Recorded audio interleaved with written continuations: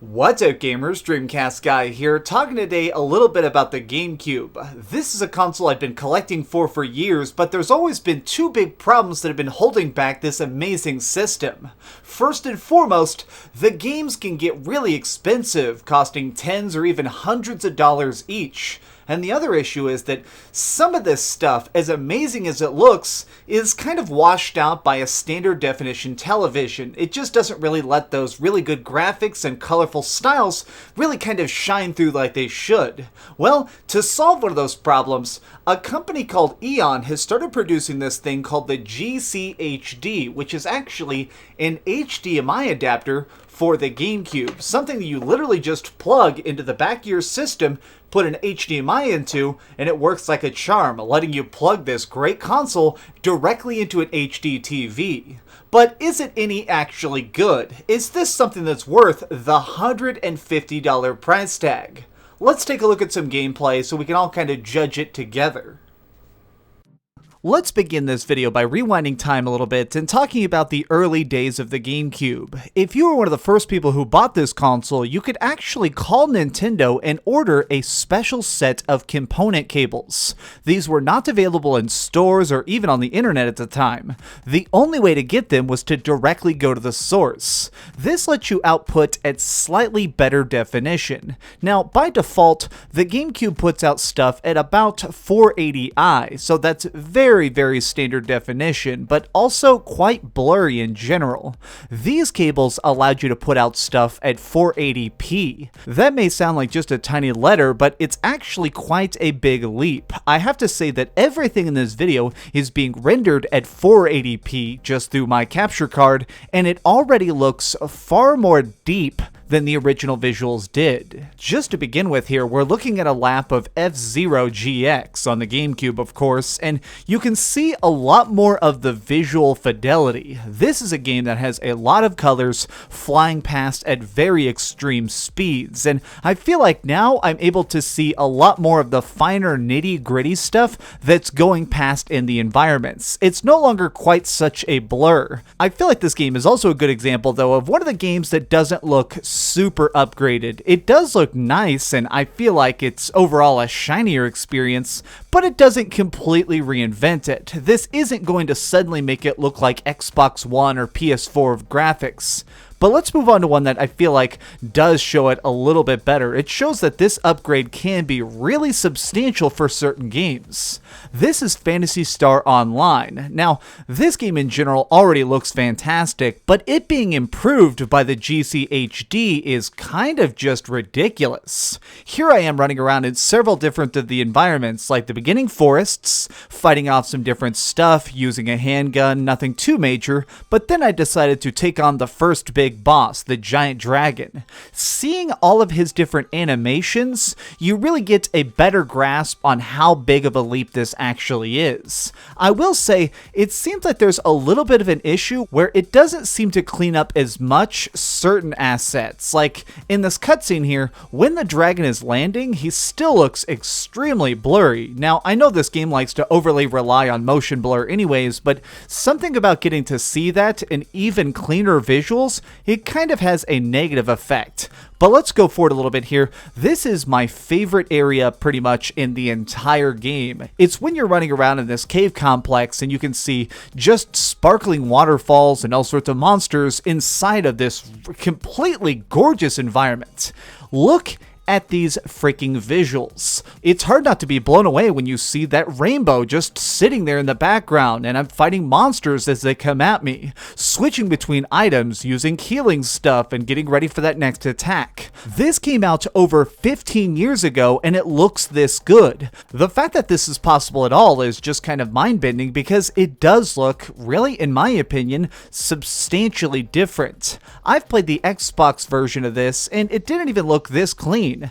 The GameCube, people forget, has actually a really powerful graphics card in it. This console for its era had the best visuals, better than the original Xbox and better than the PS2, so seeing it actually getting to stretch its legs to its absolute limits is really kind of awesome, and it's making me go back and beat a lot of my old games again because I can further appreciate all the little artistic details that in standard definition were really easy to miss. Something else I really want to highlight is that there is something that the GameCube has done amazingly well, which is it's always been something that output a really wide color palette. It manages to make reds really sharp, dark colors really deep, and create a distinction of edges. That's something that's a little bit hard to convey all on its own, so I want to give you a completely ridiculous example. Now, I'm starting off telling you, I know what I'm about to show you is dumb, but I feel like it really highlights this. Let's do a side-by-side comparison of Resident Evil 4 on the GameCube running through the GCHD,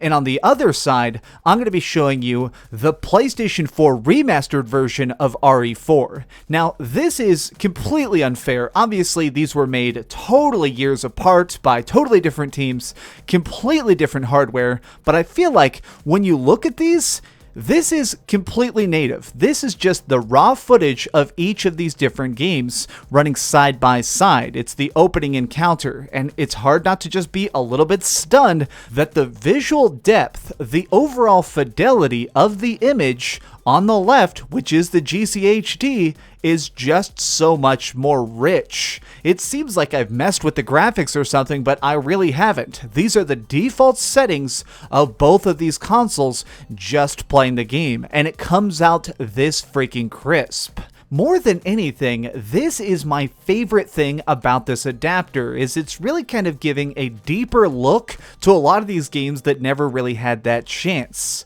Just for a second here, I want to show off Metroid Prime, a game that people talk about a lot, but I feel like deep down, a lot of the people who hype up how amazing it is have never actually played the original GameCube experience.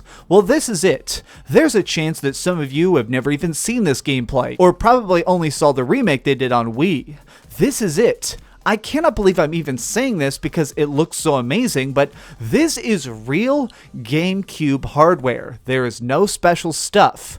It's just so good looking. The particle effects, the different flashes of light, of seeing so many of the special layers of lighting falling upon the surfaces. When I beat this game back in the day, I had a lot of fun with it and I found the puzzles intricate and interesting, but I never found myself blown away by the visuals. It was always one of those games that I played like, okay, it's neat. I really appreciate that Samus is going on this adventure, but I never was really sitting there with my jaw on the floor. No longer is that the case. When I was recording this video, I actually brought my roommate in here to look at it because it just seemed so different and such a nice step up that I needed a second set of eyes on it just to try and verify that it was cleaning up this much. Many of the Nintendo exclusives you're getting on this console all have a special extra mode called Progressive Scan. It was basically something they made to specifically utilize all the benefits of those component cables I was telling you about.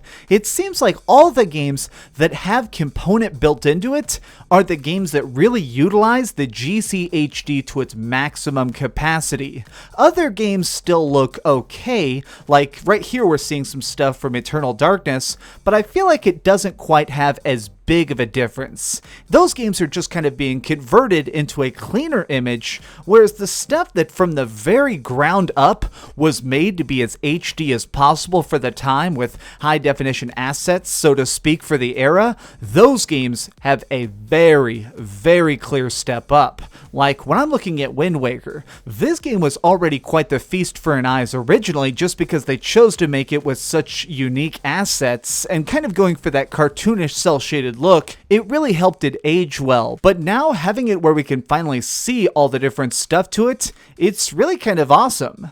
I do think that there is something wrong with some games where the backgrounds get even more blurry than I remember them. Like here, I'm just running around on the first island at the beginning of Winwaker, and while my character model is amazing, and whenever I walk up to objects, they're super crisp and clear, the stuff off in the distance is really oddly kind of off. Something about it seems like it's not rendering properly, but it could just be that the GameCube itself is trying to create a blurry effect, that way it can disguise extra loading, and something about that going through the GCHD makes it even blurrier than usual. That's not necessarily an awful thing, it just looks a little bit odd compared to everything else in this game being so freaking crisp.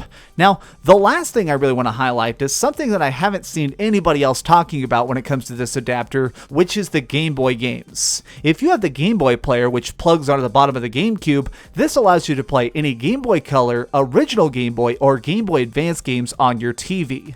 I've always been a big fan of this because, well, I'm obsessed with the original Game Boy. I have hundreds of games for these three systems. And I've always thought that there needs to be some perfect way in order for me to play these games on my Game Boy itself, take a cartridge out, and then plug it into my console and play it on my TV in HD. That's been a very specific dream of mine for a long time, and now, at long last, I'm able to do that. If you really get into the technicality of it, this is actually only being cleaned up to 240p visuals, so it's really not even close to HD. This is something that if you watched a YouTube video at 240p, it would be a little bit of a blurry mess. But here, since the sprites are so crisp and clean, it really kind of appears nicely on an HD TV, despite not even being close to a high definition little piece of imagery.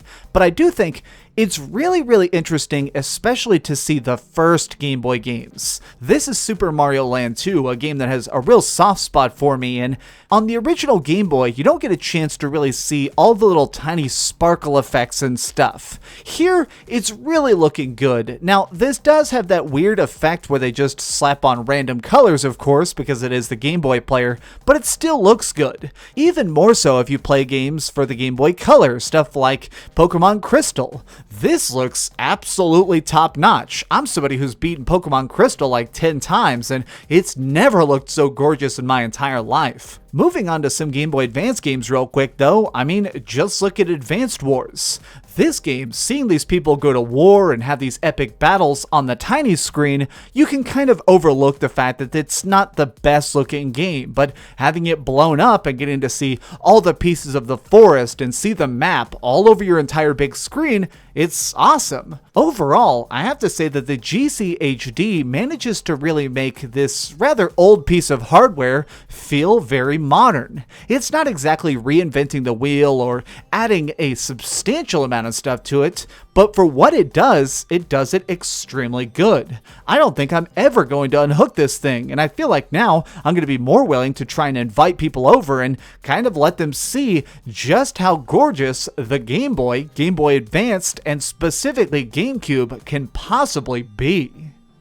So now that we've taken a deep dive look at the gameplay itself, let's talk about the two really big drawbacks to the GCHD. First and foremost, I have to say, it's actually a little bit worrying how this works. You plug it directly into your HD port right here. This is basically what originally used the component cables. Putting it in requires an obscene amount of force. It's not just a matter of lightly pushing it in. It actually requires that you basically hold it with both hands. There, did you hear that click? That's what it requires. It requires probably 10 pounds of force, very concentrated on a single point. It's not like I'm a weak guy. I'm a pretty strong dude with my big muscles. But this thing is just kind of annoying because I do worry that eventually it is going to get snapped. That one day I'm going to be trying to put it in, put the tiniest bit too much pressure, and it's going to break a rather flimsy feeling little gadget. I'm afraid that I'm going to break one of these little prongs or something and make this really expensive device go down. The other issue is that price. $150 for something that amounts to a really fancy piece of plastic, it's a little bit hard to stomach. But I want to say, fully and honestly, as a Game Boy collector and as a GameCube collector, I have to say, this is amazing. I honestly think that as a collector for those consoles, this is a must-have. I'm very, very pleased that I have this in my collection now because it is the only way I'm going to play these games. Seeing what it can do to a lot of stuff like Resident Evil 4 or Phantasy Star Online, it just does such a big difference visually to those games that, in my opinion, need that big boost. So really what I'm getting at is, despite the price, this is something that I consider a very, very good purchase. On a scale of 1 to 10, I can easily say that I give this adapter an 8.5 out of 10. It's certainly not for everybody, and if you're just a casual person who owns a GameCube but doesn't keep it plugged in all the time, I'm not really sure that this is worth it. It's definitely for the ultra hardcore collectors who want to be able to have people come over and see how freaking amazing this retro console can look. If you're somebody who's just wanting to play a little bit of some nostalgic RPGs, maybe just stick with playing it through your Wii and the Wii component cables. Well guys, this has been another review from DreamcastGuy. If you enjoyed this video, please do me a favor, give it a like, share with your friends, and subscribe if you haven't already. But do me the biggest favor of all and keep dreaming. Alright, I'm going to go hook this back up so I can play some more Phantasy Star. Let me just... Okay, that's the good click. Alright, let's go game. Oh, hi. I'm just working on the next video. If you want to see what it is, go ahead and click this button and you can subscribe. Also, if you click these video links, you can see my latest review and my latest top 10. Now I'm just going to sit here for a minute and wait for you to subscribe. Oh, I guess I could put on these giant glasses. I literally found these on a roller coaster.